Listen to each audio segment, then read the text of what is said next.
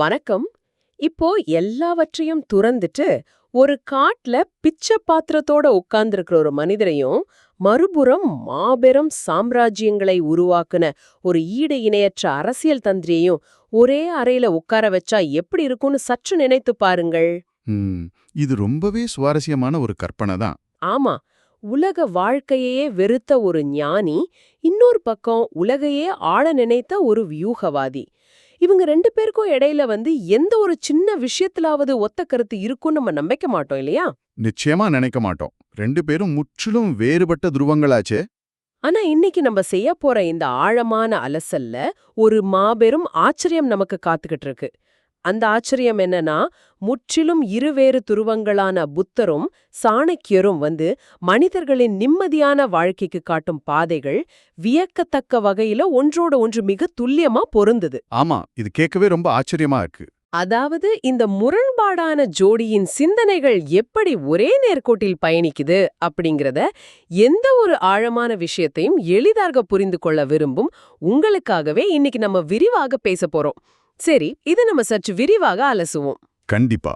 இப்போ உலக வரலாற்றை சற்று உற்று நோக்கினோம்னா, இந்த இருவரில் ஒருவரான புத்தரின் தத்துவங்கள் முழுக்க முழுக்க மனிதனின் அக உலகை, அதாவது மனதிற்குள் நடக்கும் போராட்டங்களை அமைதிப்படுத்துவதை நோக்கமாக கொண்டவை அப்படிங்கிறது புரியும். ஆமா. ஆனா சாணக்கியரின் தத்துவங்களோ புற உலகை, அதாவது எதிரிகளை வீழ்த்துவது, அதிகாரத்தை நிலைநாட்டுவது போன்ற நடைமுறை அரசியலை மையமாக கொண்டவை. இதுல என்ன ஒரு ஆழமான உண்மை இருக்குன்னா, அக உலகை வெல்ல நினைத்தவரும் சரி, புற உலகை வெல்ல நினைத்தவரும் சரி, ஒரே மாதிரியான 10 வழிகளைத்தான் போதித்திருக்காங்க. ஓ, இது தற்செயலான விஷயம் இல்லைன்னு சொல்றீங்க? நிச்சயமா இல்லை. எந்த ஒரு பெரிய ராஜ்யத்தை கட்டி எழுப்புவதற்கு முன்னும் ஒரு மனிதன் முதல்ல தன் சொந்த மனதின் போர்க்களத்தில் வெற்றி பெற்றாக வேண்டும். அந்த மனதின் போர்க்களத்தை கையாளும் முறைகளைத்தான் இந்த குறிப்புகள் முதல்ல பேசுது. ரொம்ப சரியா சொன்னீங்க. வெளியுலகத்தை ஜெயிக்கிறதுக்கு முன்னாடி மனசை ஜெயிக்கணும். இப்போ இந்த குறிப்புகள்ல பாத்தீங்கன்னா, ஆசை, அமைதி, அப்புறம் கோபம் ஆகிய 3 உணர்ச்சிகளை இவங்க எப்படி கையாள சொல்றாங்க அப்படிங்கறதுல இருந்து நம்ம தொடங்கலாம். சரி, தொடங்குவோம். அதிக ஆசை, அதிக துன்பம் அப்படின்னு புத்தர் சொல்றார். ஒரு துறவியின் பார்வையில இது முற்றிலும் நியாயமானதுதான். ஆனா ஒரு சாம்ராஜ்யத்தை ஆளும் வியூகவாதியான சாணக்கியர் என்ன சொல்றாரு தெரியுமா? தேவைக்கு அதிகமான ஆசை நாசத்துக்கு வழி அப்படிங்கிறார். அதாவது இருவருமே ஆசைய ஒரு அபாயகரமான எல்லையாகவே பார்க்கறாங்க. அதேதான். அடுத்ததாக அமைதி. அமைதியுள்ளவனே உண்மையான வலிமைசாலி அப்படிங்கிறது புத்தரின் தத்துவம். சாணக்கியரோ இதையே சற்று அரசியல் கோணத்துல அதிகமாக பேசுவது பலவீனம் அப்படின்னு சொல்றார். வார்த்தைகளை அளந்து பேசணும்னு சொல்றார். ஆமா. இறுதியாக கோபம். கோபம் உன்னையே அழிக்கும் அப்படின்னு புத்தர் எச்சரிக்க, கோபத்தில் எடுத்த முடிவு தோல்வி தரும் அப்படின்னு சாணக்கியர் ஆணித்தரமா சொல்றார். இங்கு ஒரு சுவாரஸ்யமான விஷயம் என்னவென்றால், புத்தர் கோபத்தையும் ஆசையையும் தார்மீக ரீதியாக தவறு அப்படின்னு சொல்றார். ஆனா சாணக்கியரின் பார்வையில அது தார்மீக பிரச்சனை மட்டும் கிடையாது. அப்படின்னா வேற என்னவா பாக்குறார்? அது ஒரு மாபெரும் தந்திரோபாய பிழை. அதாவது ஒரு மனிதனுக்கு அதீத கோபமோ அல்லது அதீத ஆசையோ ஏற்படும் போது அவனது மூளையில உள்ள பகுத்தறிவு வேலை செய்யறத நிறுத்திடுது. அவன் முற்றிலும் உணர்ச்சிகளின் பிடியில சிக்கிக் கொள்கிறான். ஓ, லாஜிக்கா யோசிக்கிற திறன் போயிடும்னு சொல்றீங்க. ஆமா, ஒரு ராஜதந்திரியா சாணக்கியருக்கு இந்த மனித உளவியல் ரொம்ப நல்லாவே தெரிஞ்சிருந்தது. எதிராளியின் கோபத்தையோ அல்லது பேராசையோ தூண்டிவிட்டாலே அவர்களை ரொம்ப எளிதா தப்பு செய்ய வச்சு வீழ்த்திடலான்னு அவருக்கு தெரியும். அப்போ அமைதியா இருக்கிறது ஒரு பாதுகாப்பு கவசம் மாதிரி செயல்படுது. சரியா பிடிச்சிங்க. சாணக்கியரை பொறுத்தவரை அமைதியாக இருப்பது அப்படிங்கிறது ஒரு நல்ல மனிதராக இருப்பதற்கான அடையாளம் மட்டும் இல்ல, அது எதிரியிடம் தன்னிடம் உள்ள பலவீனங்களை வெளிக்காட்டாம இருப்பதற்கான ஒரு அரண். இது ரொம்பவே ஆழமான பார்வை. ஆனா இத கேட்கும் உங்களுக்கு இப்போ ஒரு முக்கியமான கேள்வி எழலாம். நம்ம ஒரு கடுமையான போட்டி நிறைந்த உலகத்துல வாழ்ந்துட்டு இருக்கோம். உண்மைதான். பல லட்சியங்களோட வாழ்ந்துட்டு இருக்கோம். இப்போ ஆசையும் கோபத்தையும் முற்றிலும் கட்டுப்படுத்தி விட்டால் வாழ்வில் முன்னேற வேண்டும் அப்படிங்கிற அந்த உந்து சக்தி நமக்குள் குறைந்து விடாதா? அதாவது இது எப்படின்னா, பிரேக் இல்லாத கார்ல பயணம் செய்யற மாதிரி ஒரு ஆபத்தான விஷயம்னு சொல்லலாம். ஆனா ஆசையே இல்லன்னா வண்டியே ஓடாதே. இது ரொம்பவே நியாயமான ஒரு சந்தேகம்தான். எல்லாவற்றையும் துறந்த புத்தர் அப்படின்னு சொல்றதுல ஒரு நியாயம் இருக்கு. ஆனா வெற்றி பெறத் துடிக்கும் ஒரு மனிதனுக்கு எதையாவது சாதிக்கணும்ன்ற ஆக்ரோஷமான ஆசை தேவையல்லவா? இந்த இடத்துல தான் நம்ம ஒரு விஷயத்தை தெளிவா பிரிச்சு பார்க்கணும். லட்சியம் அப்படிங்கிறது வேறு, அந்த லட்சியத்தை அடையும் பாதையில் ஏற்படும் உணர்ச்சிகள் வேறு. சாணக்கியர் போன்ற ஒரு வியூகவாதி இந்த கட்டுப்படுத்த முடியாத உணர்ச்சிகளை ஒருபோதும் ஒரு வலிமையாக கருதுவதே இல்ல. அப்போ அது பலவீனம்னு சொல்றாரா? ஆமா, லட்சியத்தை அடைய ஒரு மிகப்பெரிய உந்து சக்தி தேவைதான். ஆனா அந்த உந்து சக்தி என்பது மிகவும் தெளிவாக சிந்திக்கும் அமைதியான ஒரு மூளையிலிருந்து வர வேண்டும். கோபத்திலோ அல்லது அதீத ஆசையிலோ ஒரு முடிவை எடுக்கும்போது அது உங்களை நீங்களே அழித்துக் கொள்ளும் ஒரு பொறியாகவே மாறும். இத ஒரு உதாரணத்தோட சொன்னா இன்னும் நல்லா புரியும். கண்டிப்பா. ஒரு போர் வீரனை கற்பனை செஞ்சு பாருங்க. அவன் தன் கைகள்ல ஒரு கூர்மையான வாளை வச்சிருக்கான். எதிரிய வெல்ல வேண்டும் என்ற வெறி அவன் கண்ணை மறைக்கினா அவன் கண்மூடித்தனமா வாழை வீசுவான். ஆமா, நிதானம் தவறிடும். அது அவனது சொந்த படைகளையே காயப்படுத்தலாம், அல்லது அவனது கவசத்தில் உள்ள ஓட்டைகளை எதிரிக்கு காட்டிக் கொடுக்கலாம். ஆனா ஒரு சிறந்த போர் வீரன் முழு அமைதியோடு விழிப்புணர்வோடு ஒவ்வொரு அசைவையும் கவனித்து சரியான நேரத்தில் மட்டும் வாழ வீசுவான். வாவ், அருமையான விளக்கம். அதாவது ஆசையை கட்டுப்படுத்துவது என்பது லட்சியத்தை கொல்வதல்ல, மாறாக அந்த லட்சியத்தை அடையும் பாதையில் உணர்ச்சிகள் உங்கள் கண்களை மறைக்காமல் பார்த்துக் கொள்வதாகும். ஆக மனதை கட்டுப்படுத்துவது அப்படிங்கிறது வாகனத்தின் வேகத்தை குறைக்கும் பிரேக் போன்றதல்ல, அது வாகனத்தை சரியான பாதையில் செலுத்தும் திசை மாற்றி போன்றது அப்படிங்கறத மிக அழகா புரிஞ்சுக்க முடியுது. மிக சரியான ஒப்பீடு. ஒருவாறு நாம உணர்ச்சிகளை கட்டுப்படுத்தி மனதை அமைதிப்படுத்தி விட்டோன்னு வச்சுக்கலாம்.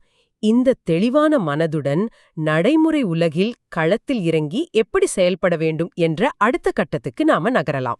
சரி, பாப்போம். இந்த இரண்டு மாபெரும் அறிஞர்களும் சிந்தனை, நேரம் மற்றும் பொறுமை ஆகிய மூன்றையும் பற்றி என்ன சொல்றாங்கன்னு பாப்போம். அறிவுடன் நடந்தால் தவறு குறையும் அப்படின்னு புத்தர் வழிகாட்டுகிறார். சாணக்கியராதியே சற்று கடுமையா யோசிக்காமல் செயல்படுவது அழிவின் தொடக்கம் அப்படிங்கிறார். சரியா கவனிச்சிருக்கீங்க. எந்த ஒரு செயலியும் தொடங்குவதற்கு முன்னாடி அதன் விளைவுகளைப் பற்றிய தெளிவான சிந்தனை அவசியம் என்பதை இருவருமே வலியுறுத்துறாங்க. அதுக்கப்புறம் அவங்க நேரத்தை பத்தி பேசுறாங்க. ஆமா, நேரம் ரொம்ப முக்கியம். புத்தர் இப்போது என்பதுதான் முக்கியம்னு சொல்றார். கடந்த காலத்தின் மீதான கவலையோ எதிர்காலத்தின் மீதான பயமோ இல்லாமல் இந்த நிகழ்காலத்துல முழுமையா வாழ வேணும்னு சொல்றார். சாணக்கியரும் இதேதான் சொல்றாரா? சாணக்கியரோ நேரத்தின் தரிப்பை ஒரு கடுமையான எச்சரிக்கையாக விடுக்கிறார். நேரத்தை இழந்தவன் அனைத்தையும் இழந்தான் அப்படின்னு சொல்றார். ஒரு அரசன் சரியான நேரத்துல ஒரு முடிவை எடுக்க தவறினால் அவனது சாம்ராஜ்யமே சரிந்துவிடும். இங்குதான் விஷயம் மிகவும் சுவாரஸ்யமாகிறது.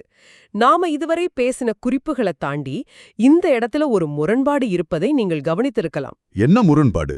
ஒரு புறம் இப்போதே செயல்பட வேண்டும், நிகழ்காலமே முக்கியம்னு மிக தீவிரமாக சொல்லப்படுது. இத கேட்கும் நமக்கு உடனே களத்துல இறங்கி அனைத்தையும் சாதித்துவிட வேண்டும் அப்படிங்கிற எண்ணம் தோன்றும். ஆமா, தோன்றும். ஆனா மறுபுறம் பொறுமை பற்றி பேசும்போது பொறுமை ஒரு பெரிய ஆயுதம் அப்படின்னு புத்தரும், சரியான நேரம் வரை காத்திருப்பவன் வெற்றி பெறுவான் அப்படின்னு சாணக்கியரும் சொல்றாங்க. இது எந்த அளவுக்கு முரண்பாடாக இருக்குன்னு யோசிச்சு பாருங்க. ஒரு பக்கம் இப்போதே செயல்படுன்னு சொல்றாங்க, இன்னொரு பக்கம் பொறுமையா இருன்னு சொல்றாங்க. இந்த இரண்டையும் ஒரு மனிதன் தன் வாழ்வில் எப்படி சமநிலைப்படுத்துவது? இந்த கேள்வியை பிரிச்சு அலசும்போதுதான் இவங்களோட தத்துவங்கள்ல உள்ள மிக நுட்பமான ஒரு உண்மை நமக்கு விளங்கும். சற்று ஆழமாக பார்த்தா இதுல எந்த முரண்பாடும் இல்ல. முரண்பாடு இல்லையா? எப்படி? நிகழ்காலத்தில் முழு கவனத்துடன் இருப்பது என்பது எடுத்தேன் கவிழ்த்தேன் என்று அடுத்த வினாடியை அவசரமாக செயல்படுவதை குறிக்காது. அது ஒரு முழுமையான விழிப்புணர்வை குறிக்கிறது. ஓ, விழிப்புணர்வு. உங்களை சுற்றி இப்போ என்ன நடந்து கொண்டிருக்கிறது, உங்கள் பலம் என்ன, பலவீனம் என்ன என்பது முழுமையாக உணர்ந்து கொள்வதுதான் நிகழ்காலத்தில் இருப்பது. அப்படிப்பட்ட விழிப்புணர்வோடு இருந்தால் மட்டுமே எப்போது பொறுமையாக இருக்க வேண்டும்னு உங்களால கணிக்க முடியும். இத புரிஞ்சுக்க கொஞ்சம் கஷ்டமா இருக்கே. இதை ஒரு சிறுத்தையின் வேட்டையோடு ஒப்பிடலாம். காட்டில் ஒரு சிறுத்தை மான் கூட்டத்தை பார்த்துவிட்டால் உடனே ஓடிச் சென்று பாய்வதில்லை. அது மிக அமைதியாக புதர்களுக்குள் மறைந்து காத்திருக்கும். பொறுமையா இருக்கும். அந்த நேரத்தை அது வீணாக்குகிறது என்று அர்த்தமா? இல்லை. அது விழிப்புணர்வோடு கூடிய ஒரு செயல்பாட்டில் இருக்கு. காற்றின் திசை, இலக்கின் தூரம் என அனைத்தையும் கணக்கிட்டுக் கொண்டிருக்கிறது. அப்போ அது சும்மா இல்ல.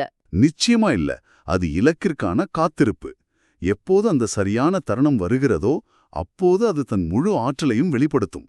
அந்த சரியான நொடிகள் வரும் வரை விழிப்புணர்வோடு காத்திருப்பதே உண்மையான பொறுமை. அதுவே வெற்றியை தரும். வாவ், இந்த சிறுத்தை உதாரணம் மிக கச்சிதமாக பொருந்தி போகுது. பொறுமை என்பது சோம்பேறித்தனமா ஒத்திப்போவது அல்ல, அது சரியான தரவுகளை சேகரித்துக் கொண்டு விழிப்புணர்வோடு காத்திருக்கும் ஒரு தீவிரமான செயல்பாடு அப்படிங்கறத மிக தெளிவா விளக்கிட்டீங்க. ஆமா, விழிப்புணர்வை தவற விடக்கூடாது. சரி, இப்படி உணர்ச்சிகளை கட்டுப்படுத்தி சரியான நேரத்தில் சரியான செயல்களை செய்வதற்கு வெறுமனே மன உறுதி மட்டும் போதாதல்லவா? கண்டிப்பா போதாது. நம்மை சுற்றி ஒரு பாதுகாப்பான அரணோ, நமக்குள் ஒரு உறுதியான கட்டமைப்பும் இருக்க வேண்டும். இதுதான் வாழ்க்கையின் அடித்தளம். இந்த அடித்தளத்தை உருவாக்குவது பற்றி இந்த மூலக்குறிப்புகள் என்ன சொல்லுதுன்னு அடுத்ததா பாப்போம். ஒரு கட்டடத்திற்கு எப்படி வலிமையான தூண்டல் தேவையோ அதுபோலவே ஒரு உறுதியான வாழ்க்கைக்கு 4 தூண்டல்கள் அவசியமாகின்றன என்று இந்த குறிப்புகள் கூறுது. அவை நட்பு, தன்னம்பிக்கை, ஒழுக்கம் மற்றும் எளிமை. முதல்ல நட்பை பாப்போம். நல்ல நண்பர்கள் வாழ்க்கையை உயர்த்துவார்கள் அப்படின்னு புத்தர் நேர்மறையான கோணத்துல சொல்றாரு. அதையே சாணக்கியர் தவறான நண்பன் ஒரு மறைமுக எதிரிக்கு சமம்னு எச்சரிக்கிறார். ஆமா, தவறான ஆட்கள் கூட இருந்தா இலக்கு திசை மாறிடும். உங்களைச் சுற்றியிருப்பவர்கள் பலவீனமானவர்களாகவோ அல்லது தவறான எண்ணம் கொண்டவர்களாகவோ இருந்தா உங்களின் இலக்கு எவ்வளவு பெரிதாக இருந்தாலும் அது சரிந்துவிடும் என்பதை சாணக்கியர் நன்றாக அறிந்திருந்தார். அது 100க்கு 100 உண்மை. வெளியிலிருந்து வரும் தாக்கங்கள் நம் மனநிலையை முற்றிலும் மாற்றிவிடும் வல்லமை கொண்டவை. அடுத்ததாக அகவுலக கட்டமைப்பான தன்னம்பிக்கை பற்றி பார்ப்போம். சரி, நீயே உனக்கு ஒளி என்பது புத்தரின் உலக புகழ்பெற்ற தத்துவம். பிறரை சார்ந்திருக்காமல் நமக்கான பாதையை நாமே ஒளிரச் செய்ய வேண்டும்னு அவர் போதிக்கிறார். ஆமா, இதை அன்றாட அரசியல் மற்றும் அதிகாரத்தோடு பொருத்தி பார்க்கும் சாணக்கியர் பிறர் மீது முழுமையாக சார்ந்திருப்பது பலவீனம் அப்படிங்கிறார். இது எவ்வளவு ஆழமான கருத்துன்னு யோசிச்சு பாருங்க. கண்டிப்பா. இன்னைக்கு நாம ஒரு சின்ன அங்கீகாரத்திற்காக கூட சமூக ஊடகங்கள்ல மற்றவர்களின் விருப்பங்களையோ மற்றவர்களின் பாராட்டுகளையோ சார்ந்திருக்கிறோம் இல்லையா? ஆமா, லைக்ஸ்க்காக ஏங்குறோம். இந்த சார்பு நிலைதான் நம்மை மிக எளிதா உடைந்து போகச் செய்கிறது. மற்றவர்களை சார்ந்திருக்காத ஒரு மனநிலையை உருவாக்குவதே உண்மையான பலம். அதோடு அடுத்த தூணான ஒழுக்கத்தையும் நாம் இணைத்து பார்க்க வேண்டும். ஒழுக்கமே மன அமைதிக்கு அடிப்படை என புத்தரும், ஒழுக்கமில்லா வாழ்க்கை வீணானது என சாணக்கியரும் உறுதிப்படுத்துறாங்க. சின்ன சின்ன ஒழுக்கங்கள் தான் பெரிய வெற்றியை கொடுக்கும். அதேதான், தினமும் காலையில் எழுவது, உணவை கட்டுப்படுத்துவது, நேரத்தை முறையாக திட்டமிடுவது போன்ற மிகச்சிறிய ஒழுக்கங்கள்தான் மாபெரும் வெற்றிக்கும் அடித்தளமாக அமைகின்றன. இந்த 4 தூண்கள்ல கடைசியாக வருவது எளிமை. இதுதான் ஒருவேளை தற்காலத்திற்கு மிக அவசியமான ஒன்றாக இருக்கக்கூடும். ஆமா, எளிமை நிம்மதியை தரும் என்கிறார் புத்தர். இத நாம ஒரு ஆன்மீக போதனையாக மட்டுமே பார்க்க பழகிட்டோம். ஆனா சாம்ராஜ்யங்களை உருவாக்கிய சாணக்கியார் என்ன சொல்றாருன்னா, ஆடம்பரம் மன அழுத்தத்துக்கு காரணம் அப்படின்னு ஒரு மிக முக்கியமான உண்மையை உடைக்கிறார். இதை இன்றைய காலகட்டத்தோட ஒப்பிட்டு பாருங்க. நிச்சயமா. இன்னைக்கு நாம தேவையில்லாத பல பொருட்களை வாங்கி குவிக்கிறோம். மற்றவர்கள் கண்களுக்கு முன்னால் நாமும் உயர்ந்தவர்கள்னு காட்டிக் கொள்வதற்காக நம்மிடம் இல்லாத பணத்தை கடனாக வாங்கி ஆடம்பரமான பொருட்களை வாங்குறோம், இஎம்ஐ கட்டுறோம். ஆமா, இது ஒரு பெரிய பிரச்சனை இப்போ. வெளிப்பார்வைக்கு அந்த பொருட்கள் ஒரு கௌரவத்தை தந்தாலும் இரவு தூங்கச் செல்லும் போது அந்த மாத கடனை எப்படி அடைப்பது என்ற அச்சம் நம் கழுத்தை நெரிக்கிறது. இந்த கடன் வலையில் சிக்கிய ஒருவரால் எப்படி சுதந்திரமாக செயல்பட முடியும்? அவனால் தன் லட்சியத்திற்காக போராட முடியுமா? கண்டிப்பா முடியாது. இதை நாம் ஒரு பெரிய கண்ணோட்டத்தோடு இணைத்து பார்த்தால், நிம்மதியான வாழ்க்கை என்பது எங்கோ இமயமலையில் தேடிப் பெறும் ஒரு மாயாஜாலம் அல்ல என்பது புரியும். அப்ப அது எங்க இருக்கு? அன்றாட வாழ்வில் நாம் செய்யும் சின்ன சின்ன தேர்வுகளில்தான் அது அடங்கியிருக்கு. தவறான நபர்களுடனான ஒரு தேவையற்ற வாக்குவாதத்தை தவிர்ப்பது, ஒரு சின்ன கோபத்தை கட்டுப்படுத்துவது, அடுத்தவர்களை கவர வேண்டும் என்பதற்காக செய்யும் தேவையற்ற செலவுகளை குறைப்பது. இதெல்லாம் பார்க்க சின்ன விஷயங்களா தெரியலாம். ஆமா, மேலோட்டமாக பார்த்தால் சின்ன விஷயங்கள்தான். ஆனா இந்த சிறு சிறு பழக்கங்களை நாம் தொடர்ந்து செய்யும்போது வாழ்க்கை மெதுவாக ஆனால் மிக உறுதியாக மாறுவதை நாம் உணர முடியும். உண்மையாகவே இது நம் சிந்தனையை விரிவடைய செய்யும் ஒரு பகுப்பாய்வு. ஒரு விஷயத்தை சாதிக்க நினைக்கும் ஒரு சாதாரண மனிதனுக்கும் சரி, பல நாடுகளை வெல்லத் துடிக்கும் ஒரு பேரரசனுக்கும் சரி, மனதின் செயல்பாடுகள் என்பது ஒன்றுதான் என்பதை இந்த 10 வழிகள் நமக்கு மிக தெளிவாக உணர்த்துகின்றன. உண்மைதான். ஆசையை அளவாக வைப்பது, கோபத்தை வெல்வது, நேரத்தை மதிப்பது, சரியான தருணத்திற்காக காத்திருப்பதுன்னு இவங்க 2 பேரும் காட்டும் வழிகள் ஒண்ணுதான். எல்லாவற்றையும் துறந்த ஒரு துறவியும் எல்லாவற்றையும் ஆள நினைத்த ஒரு ராஜதந்திரியும் நிம்மதியான வாழ்விற்கு ஒரே வரைபடத்தை தான் நமக்கு காட்டுகிறார்கள். எந்த ஒரு தத்துவமாக இருந்தாலும் சரி, அதை நம்முடைய அன்றாட வாழ்வில் நாம் எப்படி பயன்படுத்துகிறோம் என்பதில்தான் அதன் உண்மையான மதிப்படங்கியிருக்கு. புத்தரின் பார்வை நம் மனதின் சலனங்களை அமைதிப்படுத்த தேவைப்படும் அடித்தளத்தை அமைத்து தருகிறது என்றால், சாணக்கியரின் பார்வை நம்மை சுற்றியுள்ள சவால்களை எப்படி திறமையாக கையாளுவது என்பதை கற்றுத்தருகிறது. இரண்டும் ஒரு நாணயத்தின் இரண்டு பக்கங்கள் மாதிரி. ஆமா, உள்ளே அமைதியும் வெளியே உறுதியான செயல்பாடும் ஒன்று சேரும்போது அதுவே ஒரு மனிதனின் முழுமையான வளர்ச்சிக்கு வழிகாட்டுகிறது. ரொம்ப அழகா தொகுத்து சொன்னீங்க. நாம இப்போ இந்த ஆழமான உரையாடலின் இறுதி கட்டத்திற்கு வந்துட்டோம். ஆக இதெல்லாம் உணர்த்தும் இறுதி செய்தி என்ன? இந்த வழிகளை பின்பற்றினால் வாழ்க்கை உறுதியாக மாறும் அப்படிங்கிறது தான். ஆனா இதை கேட்கும் நீங்கள் இதை சற்று வேறு கோணத்தில் இன்னும் ஆழமாக சிந்தித்து பாருங்கள்.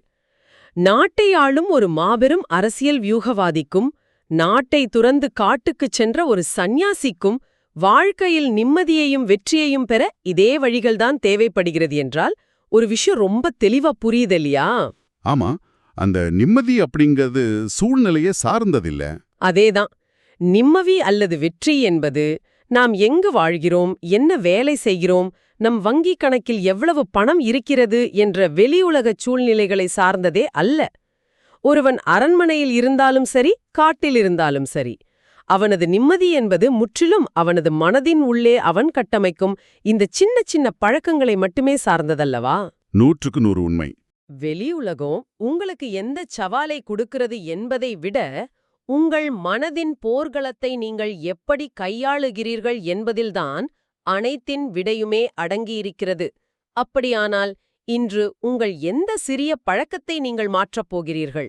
ரொம்ப முக்கியமான ஒரு கேள்வி இது. உங்கள் கோபத்தையா, உங்கள் நேர நிர்வாகத்தையா, அல்லது உங்களைச் சுற்றியுள்ள தேவையில்லாத ஆடம்பரத்தையா?